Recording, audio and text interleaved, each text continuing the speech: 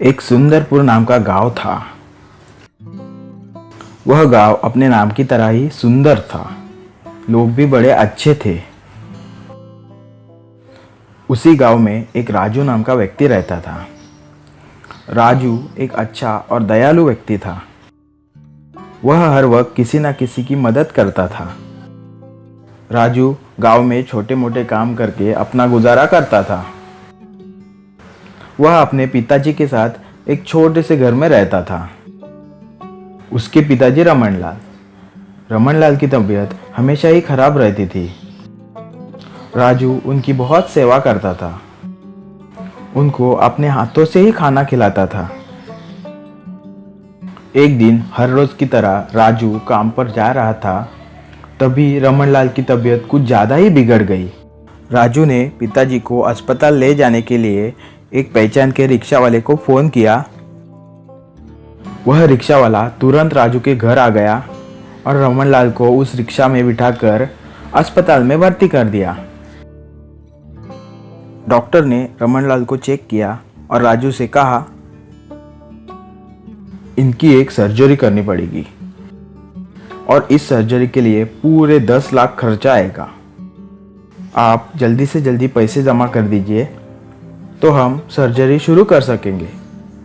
यह सब सुनने के बाद राजू बहुत ही दुखी हो गया और पैसे की इंतजाम करने के लिए वह गांव में चला गया। राजू बहुत सोच में पड़ गया था। गांव में जाने के लिए वह जंगल के रास्ते से जा रहा था। थोड़े देर आगे जाने के बाद वह एक पत्थर पर बैठ गया और सोचने लगा, पिताजी के इलाज के लिए 10 लाख का खर्चा आएगा। इतने पैसे कहाँ से लाऊंगा? मेरे पास तो बेचने के लिए कोई भी अमूल्य चीज नहीं है। ऐसे में पिताजी का इलाज कैसे होगा?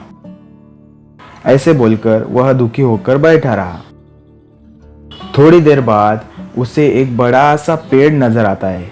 वह पेड़ बहुत ही अनोखा होता है।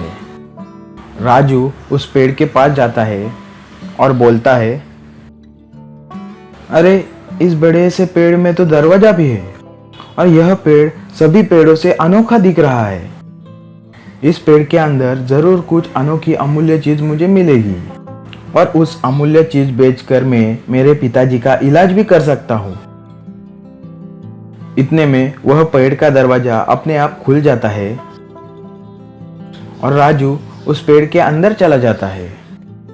पेड़ के अंदर जाने के बाद उसने देखा कि वहाँ सब कुछ सोने का था और राजू थोड़ा आगे जाता है तो वहाँ उसे एक बड़ा सा खजाना दिख जाता है और उस खजाने में सोने के सिक्के, सोने की चेन और भी कुछ अमूल्य चीजें उसे दिख जाती है।